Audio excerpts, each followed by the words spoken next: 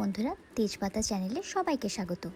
আজকে আমি মাত্র 6টি উপকরণ দিয়ে এবং অল্প তেল ব্যবহার করে বানাবো গন্ধরাজ কাতলা ভাপা।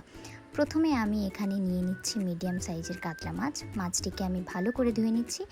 ম্যারিনেট করার জন্য আমি দিয়ে দিচ্ছি লবণ, কাঁচা লঙ্কা কুচি, গোলমরিচ গুঁড়ো, গন্ধরাজ লেবুর রস আর গন্ধরাজ লেবুর জেস্ট।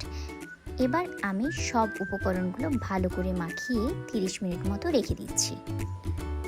ম্যারিনেট হয়ে গেলে মাছগুলো অল্প করে ভেজে নিচ্ছি।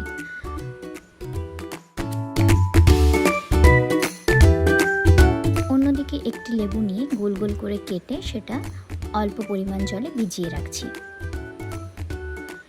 এরপর একটি পাত্রে অল্প পরিমাণ টক দই নিয়ে ভালো করে ফেটিয়ে নিচ্ছি যতক্ষণ না একটি ক্রিমি টেক্সচার আসছে। এবার ম্যারিনেট করার সময় যা যা উপকরণ নিয়েছিলাম সেগুলোই ব্যবহার করেছি।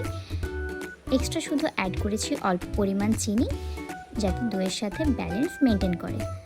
এরপর একটি পাত্রে নিয়ে নিচ্ছি ভেজে রাখা মাছগুলি আর অ্যাড করে নিচ্ছি দইয়ের মিক্সচারটি। এরপর আমি অ্যাড করে নিচ্ছি কিছু কাঁচা লঙ্কা, আগে থেকে ভিজিয়ে রাখা লেবুর জল আর অল্প পরিমাণে কাঁচা তেল।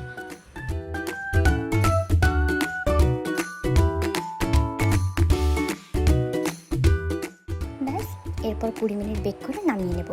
তৈরি হয়ে গেছে ভিন্ন স্বাদের কাতলা ভাপা।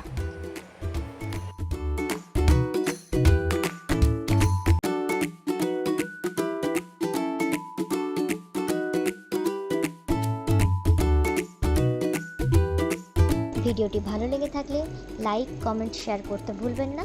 পরের ভিডিওগুলির আপডেট পেতে চ্যানেলটি অবশ্যই সাবস্ক্রাইব করুন। Thank you. দেখা হচ্ছে পরের ভিডিওতে।